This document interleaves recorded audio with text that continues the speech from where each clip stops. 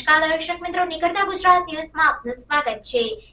12 ભારતીય પ્રશાસનિક સેવા એટલે કે IAS અધિકારીઓના એક જૂથે તેમના ટ્રેનિંગ કાર્યક્રમના ભાગરૂપે છોટાઉદેપુરની મુલાકાત લીધી। આ મુલાકાતનો ઉદ્દેશ્ય અધિકારીઓને સ્થાનિક શાસન અને વિકાસ પ્રોજેક્ટ્સના કાર્યરત માળખા વિશે પ્રાયોગિક સમજણ આપવાનો હતો। મુલાકાત દરમિયાન અધિકારીઓને નગરપાલિકાના ચીફ ઓફિસર દ્વારા નગરપાલિકાની વિવિધ બાબતો પર માહિતી આપવામાં આવી। આ માહિતીમાં કાર્યકારી માળખું, વહીવટી પ્રક્રિયાઓ અને પ્રદેશમાં ચાલી રહેલા વિકાસ પ્રોજેક્ટ્સનો સમાવેશ થાય છે।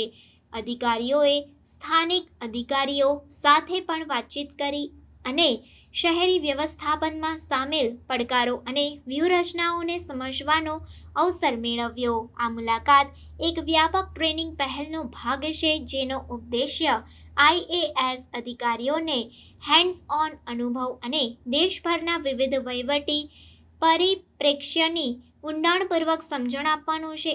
આવી મુલાકાતો દેશના વિવિધ વહીવટી પરિપ્રેક્ષ્યની વ્યાપક સમજણ માટે મહત્વપૂર્ણ છે।